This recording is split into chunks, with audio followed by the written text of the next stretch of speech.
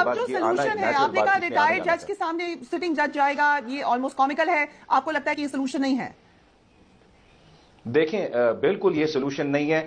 I have serious reservations why the prime minister met the chief justice. He is the executive head as per the constitution and rules of the business.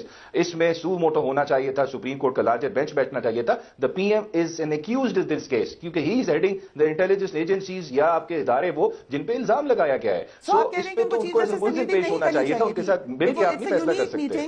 Unique situation and you are seeing کہ ان کو یہ ملاقات نہیں کرنی چاہیے تھی.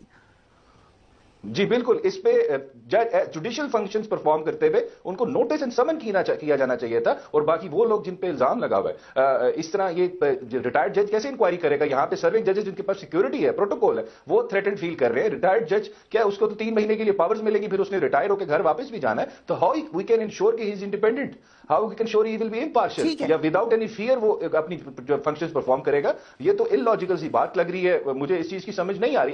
ایک چیز بات کروں گا یہاں پہ، دیکھیں ایک آخری بس کنکلوڈ کروں گا. دیکھیں یہ جو تھا نا، اب یہ ججز کے اوپر بھی پریشر پڑنا شروع ہو گیا. یہ سٹارٹ ہوا تھا ایک پولیٹیکل پارٹی کے ساتھ، وہاں سے یہ جرنلسٹ پہ آیا، پھر لائرس پہ بھی آیا، اور at the end of the day یہ ججز پہ بھی آیا. یہ مارٹن لیونیم تھا، اس نے بڑی پیاری بات کی تھی نازی جرمنی کے بارے میں کہ first they came for the trade unions. I did not speak because they were not attacking me.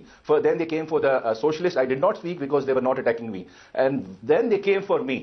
And there was no one left to speak for me. تو یہ بالکل اب یہاں پہ یہ بات آ گئی ہے کہ آخر کہیں تو فل سٹاپ لگنا تھا، لیکن نہیں لگا. سب خاموش تھے، جوڈیشری خاموش تھی بالکل. جوڈیشری نے نہیں فنڈامنٹل رائٹس کو پروٹیکٹ کیا، تو this was bound to happen. Right. So Hafiz Ahsan صاحب، پاکستان